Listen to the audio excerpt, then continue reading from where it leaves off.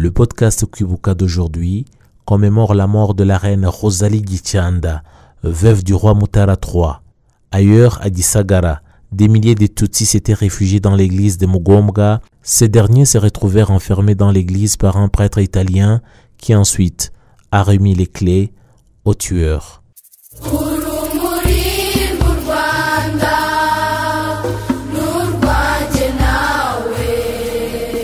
Les faits marquant l'exécution du génocide perpétré contre le Tutsi en date du 20 avril 1994. À cette date, le président Théodore Sindikubwabo, qui présidait le gouvernement génocidaire, s'est rendu dans les communes Ndora et Shanda, dans l'actuel district de Gisagara, pour inciter les Hutus à exterminer les Tutsis. Et ce jour, dans la ville de Butare, le préfet Sabimana Sylvain, qui avait été investi la veille, a organisé une réunion des responsables locaux à la préfecture pour planifier la mise en œuvre directe et immédiate du génocide contre les Tutsis à Butare.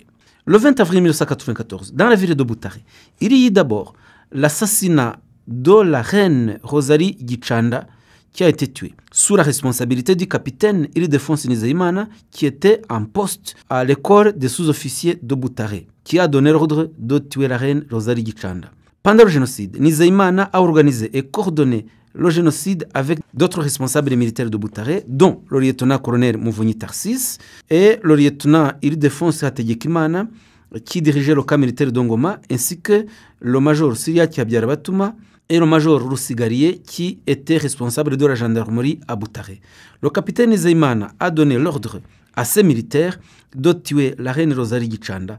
Ceux qui ont pu être identifiés comme responsables de cette mort sont le lieutenant Bizimana, alias Rwatsi, le lieutenant Gakwerere, le caporal Aloïse Mazimhaka et le docteur Kageruka, qui se sont rendus au domicile de la reine Rosalie Gicanda. Ils y ont trouvé d'autres personnes et les ont toutes menacées et tuées, sauf une personne qui a pu survivre. Le capitaine Nizeyimana et le lieutenant-colonel Muvunyi ont été condamnés pour crimes de génocide, respectivement à 35 ans de prison et à 15 ans de prison par le tribunal pénal international pour Rwanda. Parmi les personnes qui ont été tuées chez la reine Rosalie Gicanda et qui se trouvaient donc à son domicile sont Jean Damascene Paris, Marie Gasibirege, Aurélie Mukaremera, Kariste Kayigamba et Alphonse Saïdia. Seul a survécu grâce à Uza Mukunda, qui est mort beaucoup plus tard après le génocide, et c'est elle qui a donné le témoignage du déroulement de cet assassinat. Le massacre de Tutsi, le 20 avril 1994, s'est poursuivi à la paroisse de Mugombwa, dans le district de Gisagara. En effet, entre le 19 et le 20 avril 1994, se sont réfugiés à l'église de Mugombwa des Tutsis venus des anciennes communes Muganza et Kibayi, ainsi que Nyaruhengeri, et ceux qui habitaient à Korine Nyange, près de la rivière Kabogobogo. Le curé italien de cette église, Tiziano Pagoraro, de la congrégation des pères rogationnistes, a enfermé les Tutsis dans l'église. Il a mis des cadenas sur toutes les portes et a confié les clés à un commerçant tueur du centre de Mugombwa, du nom de Byingoma. Les Interahamwe et les militaires sont arrivés. Ils ont forcé et ouvert les portes de l'église en utilisant fusils et grenades et y ont mis le feu avec de l'essence. À la paroisse de Mugombwa ont été tués près de 26 700 Tutsis. Ceux qui ont dirigé les massacres dans cette localité sont Ndayambaje Eli, bourgmestre de la commune Muganza, Singira Nkabo, conseiller, Rwakaronkano, Byingoma, Bigirimana Pierre, qui était responsable de cellule, Mukundiye Jean, chef des Interahamwe, Kabiri Antoine, Habiyambere Célestin, Mbarushimana Emmanuel, Munyaneza Théobald et d'autres. Il y avait également dans la cellule Saga un cas de réfugiés burundais. Eux aussi ont pris une part active au massacre de Tutsi de Mugombwa. Ces réfugiés burundais qui ont participé à l'exécution du génocide à Mugombwa étaient assistés par un frère de la Charité de nationalité belge du groupe scolaire de Butare, appelé Constant Julius Goschark, alias Frère Stan. Celui-ci était un ami intime du bourgmestre Ndayambaje et de la ministre Pauline Nyiramasuhuko. Et le frère Stan s'est rendu à Arusha en 2008 pour plaider en décharge de la ministre Nyiramasuhuko et également du bourgmestre Ndayambaje. Signalons aussi que le frère Stan a collaboré activement avec les génocidaires pour massacrer les réfugiés Tutsis qui se trouvaient dans l'église de Mugombwa. Les massacres se sont également poursuivis à l'endroit appelé Busekanka, dans le secteur Nkanka, dans le district de Rusizi. Busekanka est situé près du lac Kivu, à l'endroit où il y avait un embarcadère, d'où partaient les embarcations vers l'île Ngombo et la République démocratique du Congo. Ils ont été tués des Tutsis qui voulaient fuir vers la République démocratique du Congo, tandis que d'autres étaient enlevés de leur domicile et amenés sur les rives du Kivu pour y être tués. À cet endroit, il n'y avait pas de barrière, mais quand les Interahamwe apercevaient des Tutsis qui fuyaient, ils battaient le rappel et descendaient vers le lac Kivu pour les intercepter et les tuer là-bas. À Busekanga, les premiers Tutsis ont été tués le 20 avril 1994 et ont continué à l'être jusqu'à fin mai 1994.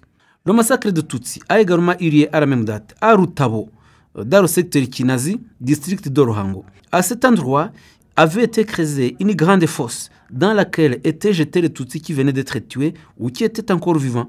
Cette fosse avait été créée près de l'école primaire de Rutabo à l'initiative de l'enseignant Sabimana Jacques, qui était président de la CDR en commune Ntongwe et qui disait que c'était une latrine publique. Les Tutsis ont été également tués sur le terrain de l'école, venant des communes de Ntongwe, Mugina et de Bugesera. Après avoir été tués, ils ont été jetés dans la même fosse avec ce qu'il avait été sur différentes barrières et aux alentours. Cette fosse a été appelée CND, les victimes étant dites rejoindre les frères Inkotanyi qui se trouvaient au CND à Kigali. Ils ont été tués par des gendarmes, des miliciens Interahamwe et des réfugiés burundais du camp de Nyagahama. Parmi les tueurs qui ont participé à ce massacre figurent le bourgmestre de la commune Nkongwe, Kagabo Charles, et le président de la CDR de la commune Nkongwe, Nsabimana Jacques, et bien d'autres miliciens. À la même date, le massacre de Tutsis a également eu lieu à l'église catholique d'Onyumba, commune Gishamvu, préfecture de Butare. En effet, la paroisse de Nyumba se situait non loin du grand séminaire de Nyakibanda, tous dans la commune Gishamvu, sous-préfecture Boussoro. Signalons que Jean Kambanda, le premier ministre du gouvernement génocidaire, était originaire de cette même commune. Ce sont alors réfugiés des Tutsis qui étaient venus des communes Kigembe, Runyinya, Nyakizu, Rwamiko, Mubuga et Gishamvu. Ils furent tués sous le feu de pièces d'artillerie lourdes qui tiraient sur eux à partir des collines sur le hôtel de Nyakibanda. Entre 25 000 et 30 000 Tutsis y furent tués. Parmi les tueurs qui ont dirigé ces attaques figurent Kambanda Pascal, bourgmestre de la commune de Gishamvu, Simbari Kure Assier, sous-préfet de Boussoro, Nzavuga Pierre Célestin, assistant médical au centre de santé de Boussoro, Kubwimana Laurent, enseignant au groupe scolaire de Butare, qui a été par la suite investi sous-préfet pendant le génocide, Shimiman Alexis, qui était agent du Minitrap, Yamuremye Vianney, qui a fabriqué de petites haches qu'il a distribuées à la population Hutu pour faire le massacre, et beaucoup d'autres. Au grand séminaire de Nyakibanda, à la même date, ont été également tués des prêtres et des séminaristes Tutsis qui s'y étaient réfugiés. Parmi les responsables de ces massacres figure l'abbé Tadeu Rusingizandekwe, originaire de Kibeho et qui enseignait au grand séminaire de Nyakibanda, qui fut l'ordonnateur de l'assassinat de ses confrères et de ses élèves séminaristes. À la même date, le massacre de Tutsis a eu lieu à la DPR de Shagasha, à Gihundwe, dans la préfecture de Cyangugu, actuel district de Rusizi. En effet, l'église ADPR Shagasha était fréquentée par de nombreux chrétiens pentecôtistes, dont de nombreux Tutsis, et raison pour laquelle ils s'y sont réfugiés.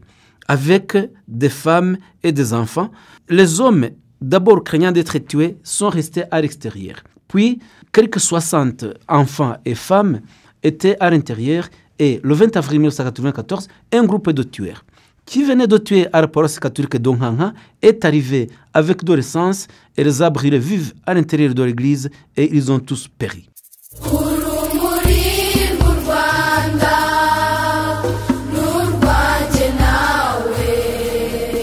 Merci d'avoir écouté ce nouvel épisode du podcast Kwibuka.